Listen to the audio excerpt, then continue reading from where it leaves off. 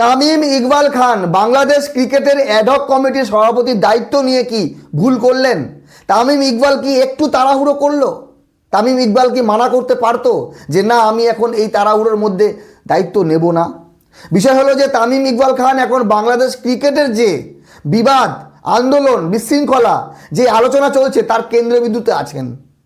বন্ধুগণ, আপনারা সবাই জানেন বাংলাদেশ ক্রিকেট বোর্ড ভেঙে দিয়ে সেখানে 11 সদস্যের অ্যাডহক কমিটি গঠন করা হয়েছে, যার সভাপতি তামিম ইকবাল খান 3 মাসের জন্য দায়িত্ব নিয়েছেন।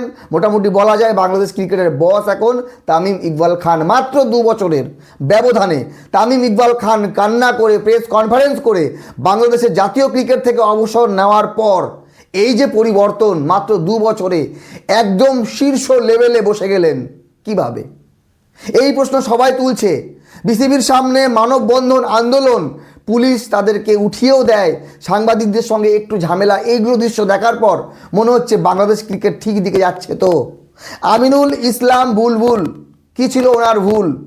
কি জন্য ওনাকে অপসারণ করা হলো তার সুষ্ঠু কোনো কারণ দিতে পারেনি। বিষয় হলো যে বাংলাদেশ ক্রিকেট বোর্ডের সভাপতি যেই হোক না কেন, বাংলাদেশ ক্রিকেটে যদি উন্নতি হয় সেটা হলো বাংলাদেশের জন্য মঙ্গল। কিন্তু প্রশ্ন উঠে আসছে যে সরকার পরিবর্তনের সঙ্গে সঙ্গে কিভাবে পুরোপুরি বাংলাদেশ ক্রিকেট বোর্ড অবৈধ হয়ে গেল? কি জন্য দ্রুত বোর্ড ভেঙে নতুন করে বোর্ড গঠন করা হলো? প্রশ্ন হলো যে আমিনুল ইসলামের জন্যই কি বাংলাদেশ টি-20 বিশ্বকাপ খেলতে পারেনি, নাকি বাংলাদেশ ক্রিকেট বোর্ড প্রেসারে ছিল সেই সময় দায়িত্বে থাকা সরকারের? এদিকেও প্রশ্ন আসছে। তো ইন্টারভিউ দেখেছি আমিনুল ইসলাম বুলবুলের, ওনার বক্তব্য সরকার যেটা বলেছে সেটা আমরা করেছি, আমরা সরকারের অধীনে, কারণ পারমিশনটা আমাদেরকে সরকার দেয়। এইবার সামি ভাইয়ের একটি আমি ইন্টারভিউ দেখলাম, সেটা দেখার পর আমিনুল ইসলাম বুলবুলের প্রতি যে একটা চিন্তাধারা সেটা অনেকেরই বদলে যাবে।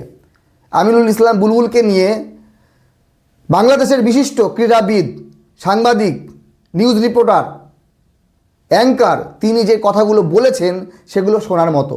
কিন্তু বাংলাদেশ ক্রিকেট উন্নতির দিকে যাক, ভালো কিছু করুক, কিন্তু বিতর্ক ছাড়া হলে ভালো হতো। বিতর্ক এই জন্য যে বাংলাদেশের 3 জন রাজনৈতিক নেতার ছেলে এই কমিটিতে আছে, প্রতিমন্ত্রীর স্ত্রীও এই কমিটিতে আছে বোর্ডে, তার জন্যই জনগণ বিতর্ক করছে। দেখেন, রাজনৈতিক মহলে তর্ক বিতর্ক থেকে যেতে পারে, কিন্তু ক্রিকেট প্রেমী মানুষ যদি নিজেদের জাতীয় ক্রিকেট দল, নিজেদের জাতীয় ক্রিকেট বোর্ড, নিজেদের দেশের বর্তমান সরকারের প্রতি বিশ্বাস, আস্থা হারায়, তাহলে কিন্তু সমস্যা কমবে না। একটা সময় ছিল বাংলাদেশের ছাত্ররা মেধা এবং কোটার ভেতরে মেধাকে বেছে নিয়েছিল, সেই জন্য কোটা আন্দোলন করেছিল, কোটার বিরুদ্ধে। কিন্তু এখন বাংলাদেশ ক্রিকেট বোর্ডে যদি সেই কোটার হিসেব চলে, তাহলে তো এই যে ছাত্রদের প্রাণ গেল, এই যে আন্দোলন, সেগুলো সব ব্যর্থ। এইবার আপনাদের মতামত জানাবেন। আমি তামিম ইকবালের বিরুদ্ধে না, কিন্তু যেভাবে তামিম ইকবালের বিরুদ্ধে মানুষজন আন্দোলন করছে এটা প্রশ্ন তোলে এবং এটা চিন্তার বিষয়। অধিকাংশ মানুষ এখন সোশ্যাল মিডিয়ায় প্রোটেস্ট করছে, অনেকেই আমার ভিডিওর কমেন্ট বক্সে এসে তামিম ইকবালকে নিয়ে কিছু কথা বলছে যেগুলো একেবারেই অগ্রহণযোগ্য না। এইবার বাংলাদেশ ক্রিকেটে আগামী 3 মাস পর নির্বাচনের মধ্যে কি হচ্ছে, কে নতুন বাংলাদেশের ক্রিকেটের সভাপতি হচ্ছে, তামিম ইকবাল যদি নিজের জায়গা ছেড়ে দেন, অন্য কেউ সভাপতি হন, তাহলে আমার মনে হয় বিতর্ক কমবে। কিন্তু তামিম ইকবাল খানের যে সম্মানহানি হচ্ছে, সোশ্যাল মিডিয়ায় যেভাবে তামিম ইকবালকে নিয়ে কটু কথা বলা হচ্ছে, সেই সম্মান কি তামিম ইকবাল ফিরে পাবে? আপনাদের মতামত জানাবেন।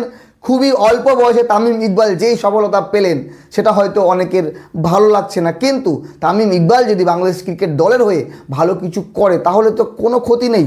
দেখা যাক কী হয়, আপনাদের মতামত জানাবেন। তবে তামিম ইকবাল এখন বাংলাদেশ ক্রিকেটের চর্চার কেন্দ্রবিন্দু হয়ে দাঁড়িয়েছে, কেউ পক্ষে কেউ বিপক্ষে। ভালো থাকবেন সবাই, ধন্যবাদ।